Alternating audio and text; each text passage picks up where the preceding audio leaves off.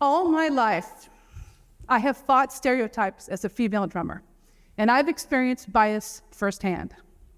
I've heard things like, she's just a girl, she won't be able to play very well. I heard, she's gonna play too soft. And I heard, she's not gonna be able to get along with her male bandmates. Now, none of those things turned out to be true. Those were people's biased perceptions of me as a female drummer. Biases cause us to undervalue and misjudge others' skills and talents, and can significantly impact how we interact with each other. Unfortunately, biases are powerful, and can impact many current and aspiring leaders, especially people from underrepresented groups. This includes women, people of color, people with disability, and the LGBTQ community. Bias isn't the only factor, but it's a big reason for the leadership gender gap that we've all heard about or seen ourselves. Women make up 47% of the labor force across all occupations. Women also obtain 60% of all bachelor's degrees, obtaining educational degrees at higher rates than men. Yet, only 8% of CEOs at S&P 500 companies are women. That equates to 41 female CEOs and 459 male CEOs. And of those, 6 are women of color. So the leadership gender gap has existed for more than 40 years, and we've barely budged, barely moved the needle.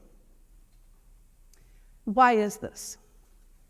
The reason we don't see more women leading our global organizations has nothing to do with women's skills, competencies, and knowledge. It has everything to do with our perceptions of women as leaders, as workers, as mothers, and as wives. And for many people, perception is reality. Let's take an example. Sherry is one of the women I interviewed for my dissertation research. Sherry was a director-level leader in a pharmaceutical company. She led a team of field-based employees, and out of 8 directors, she was the most popular, and her team loved working for her.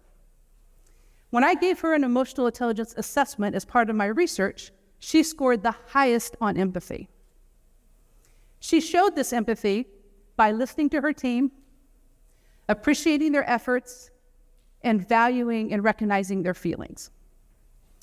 Sherry shared with me that somehow people view being empathetic and analytical as mutually exclusive, that those two traits or qualities can't exist in the same person, and that if you're an empathetic woman, you simply can't be a decisive, competent leader. That's the perception. Now, empathetic leaders can absolutely drive strong business results.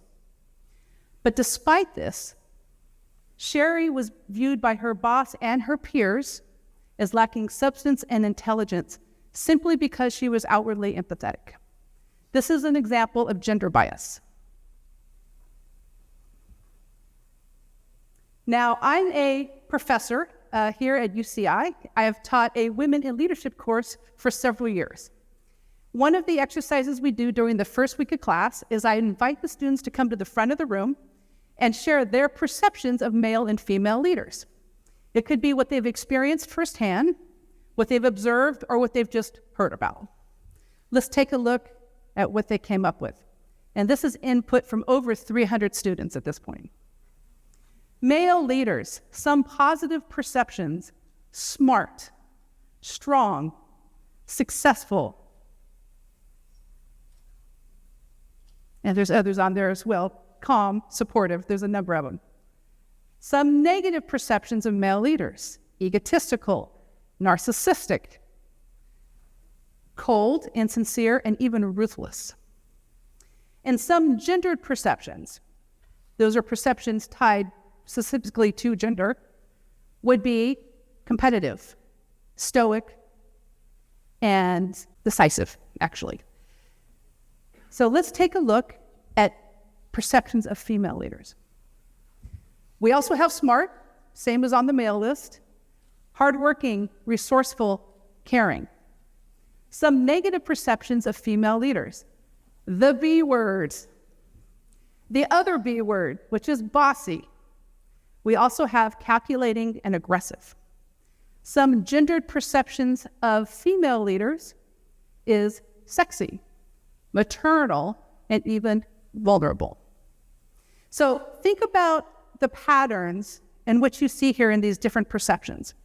Also notice that some of the characteristics of the female leaders focus more on female rather than on leader, such as sexy and maternal.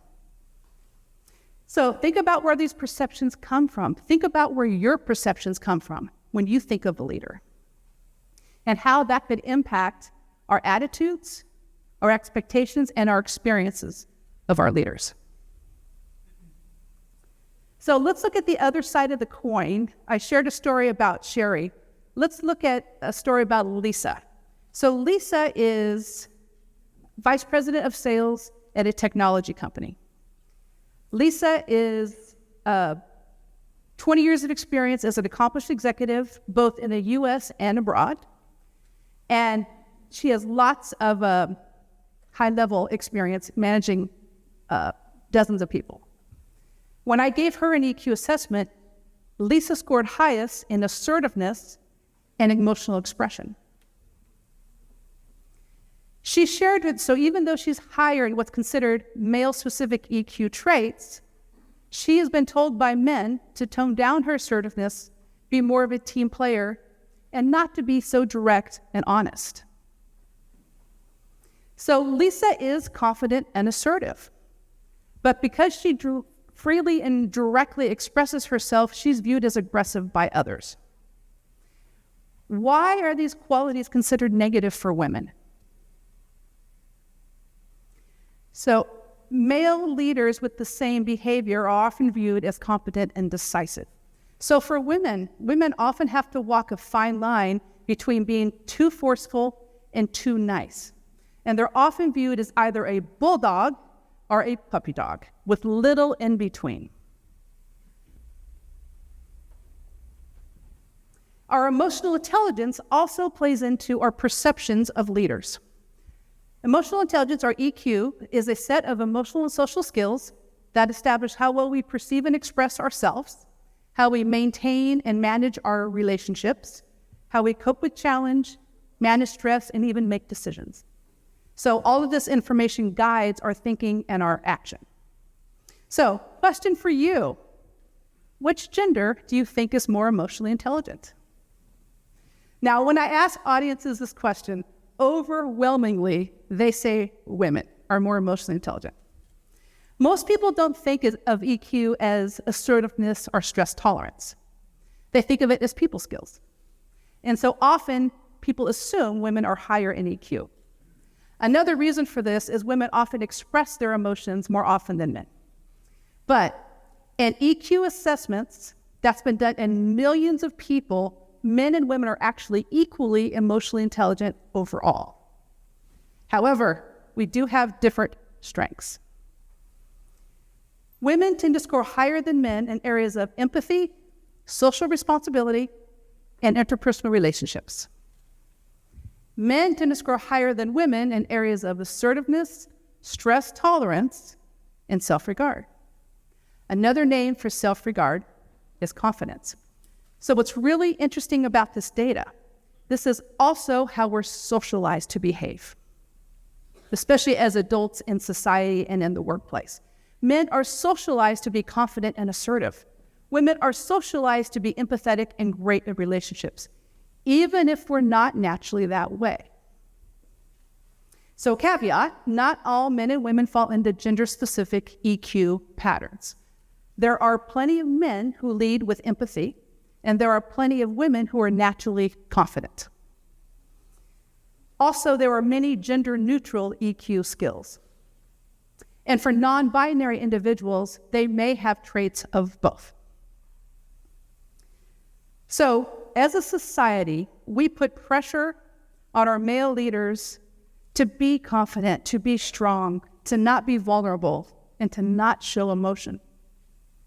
We put pressure on our female leaders to be supportive, collaborative, and be social. So imagine if we viewed male and female leaders without biases and stereotypes. How would our companies be different? How would our society be different? How would our world be different? The data points to higher performance, higher job satisfaction, higher employee engagement. We would also see more representation, equity, and belonging. Now, let's talk about Sam. Sam is a leader in a manufacturing company. Sam is naturally assertive. Sam is confident, empathetic, and also great at relationships. Sam also gives back to the community. Sam makes sure to check in with the team often, asks them for their feedback, listens to their needs, and gives them the autonomy to make their own decisions. Based on this information, what gender do you think Sam is? In this case, Sam is male. The key point here is the best leaders both use and value male and female strengths. Sam is effective because of what Sam does and says. So, bias, whether deliberate or unconscious, is holding us back in the workplace. Bias causes us, it affects our everyday work experiences, and it makes it harder for both men and women to be their authentic selves. So, what can we do about this? I have 3 suggestions for you. First of all, challenge personal biases that you may hold. Most people widely agree that bias exists in others. We rarely see it or acknowledge it in ourselves. So what you can do, first of all, is hold yourself accountable for your own learning. Second, you can be intentional with your words and your behaviors with others. Third, actively call out bias when you see it. Number 2, listen with the intent to learn. Show empathy. Ask questions. And let people show you who they really are without those assumptions, those perceptions, and those biases and those stereotypes that we may have preconceived. And finally, change how you envision a leader. Why shouldn't we expect our strong and decisive leaders to also be empathetic and inclusive? We need to redefine and defy what leadership can and should be. And with that, together, we can debunk bias. Thank you.